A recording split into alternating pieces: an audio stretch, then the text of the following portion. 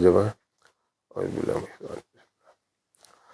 نحمده ونصلي على رسوله الكريم اما بعد فاعوذ بالله من الشيطان الرجيم بسم اللہ الرحمن الرحیم۔ محترم سامعین و ناظرین، تنگ دستی، لاچاری اور مجبوری کسی معاملے میں بھی ہو، اس سے بچنے کے لیے اور شرح صدر کے لیے یعنی سینے کی کشادگی کے لیے، علم کا نور حاصل کرنے کے لیے ایک مجرب وظیفہ ہے، ایسا لاجواب وظیفہ کہ اس کو پورے یقین کے ساتھ آپ کر لیں۔ رجب کے مہینے میں یعنی 20 رجب کا یہ عمل ہے۔ 20 رجب کو آپ نے یہ عمل کسی بھی وقت دن میں، جو وقت آپ کے لیے بہتر ہو، آپ کے لیے آسان ہو، اس میں کریں، لیکن بہترین وقت میں بتا دیتا ہوں آپ کو۔ پورے دن میں جب بھی کریں ٹھیک ہے، لیکن بہترین وقت یہ ہے اشراق کی نماز کے بعد۔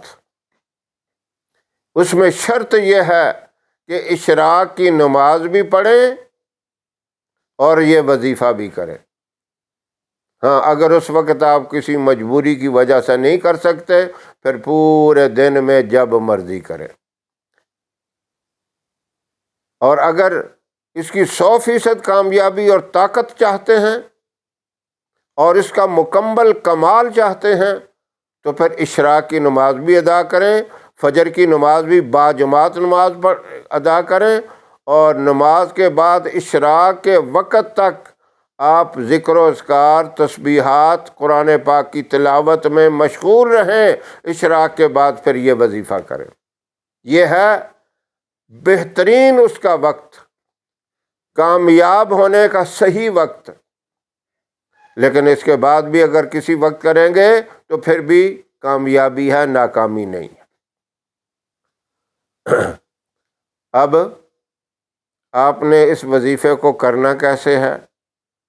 پورے دھیان کے ساتھ، پوری یکسوئی کے ساتھ۔ اس وقت آپ اپنے موبائل کو بھی آف کر لیں، کسی طرف سے آپ کو کوئی ڈسٹرب نہ کرے، کوئی آپ کو پریشان کرنے والا نہ ہو۔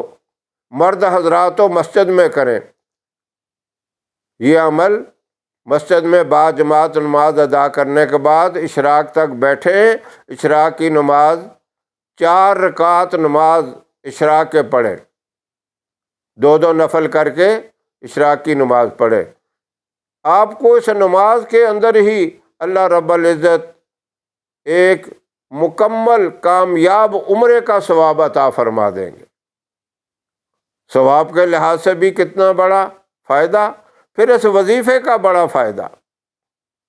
اور اس وظیفے کا فائدہ ہوگا، کسی قسم کی بھی تنگی آپ محسوس کر رہے ہیں، وہ تنگی آپ کی اللہ اپنے فضل و کرم سے، اللہ اپنی رحمت سے ختم کر دیں گے۔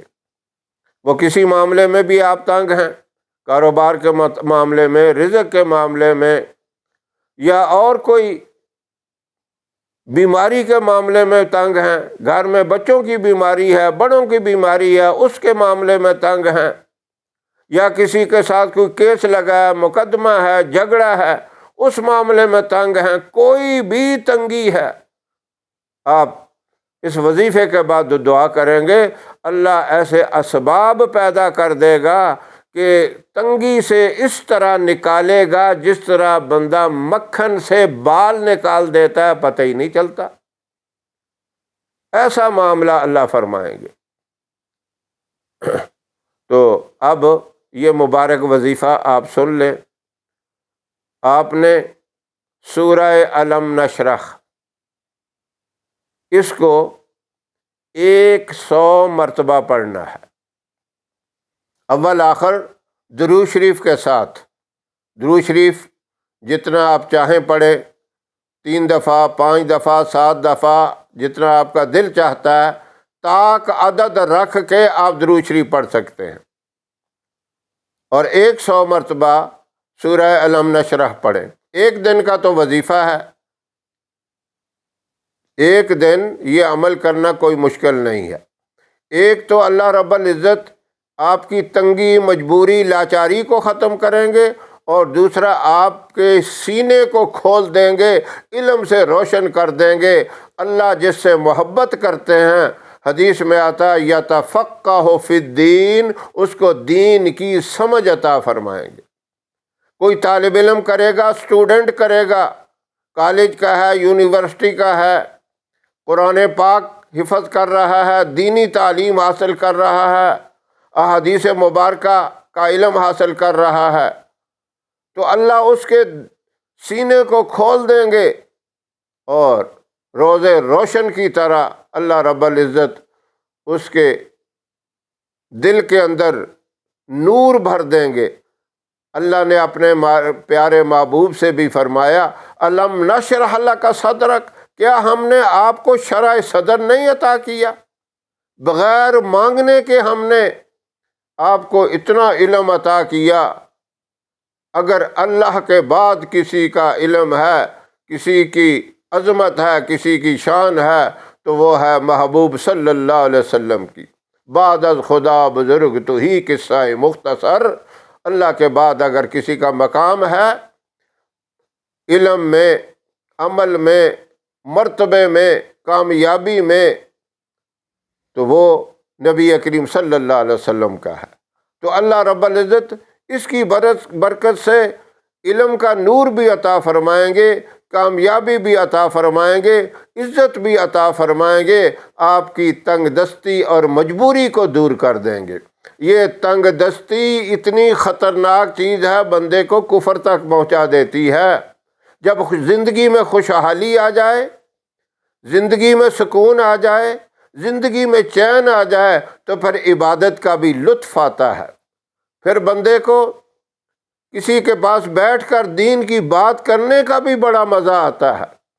تو اس لیے یہ بہت ہی ضروری چیز ہے کہ زندگی کے اندر سکون ہو، ہر قسم کی تنگی اور لاچاری اور مجبوری سے بندہ بچ جائے۔ تو یہ مبارک عمل کریں، جو بھی کریں گے، مرد حضرات ہوں یا میری مائیں بہنیں بیٹیاں، یہ عمل کریں، اللہ عزتیں بھی عطا فرمائے گا، کامیابیاں بھی عطا کرے گا، اللہ تنگ دستی اور لاچاری مجبوری کو بھی دور فرمائے گا۔ اللہ عمل کی توفیق عطا فرمائے۔ وآخر دعوانا ان الحمد للہ رب العالمین۔